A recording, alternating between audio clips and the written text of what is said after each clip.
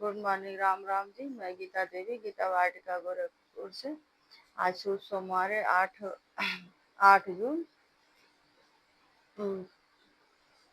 श्री शंकर श्री राम जी की कृपा, हनुमान जी की कृपा सदा बनी रहे। 8 जून 2026 और ज्येष्ठ मास शुक्ल पक्ष अष्टमी तिथि, सतनिशा नक्षत्र, दिन सोमवार, अधिक अधिक कालाष्टमी, अधिक मास की कृष्ण जन्माष्टमी की हार्दिक शुभकामनाएं।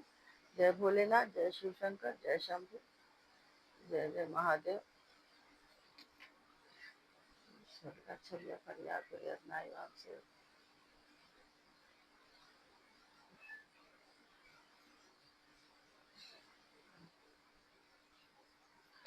हर हर महादेव। महादेव जी का आशीर्वाद सदा आपके साथ रहे, आपके हर कार्य में सफलता मिले और जीवन मंगलमय हो।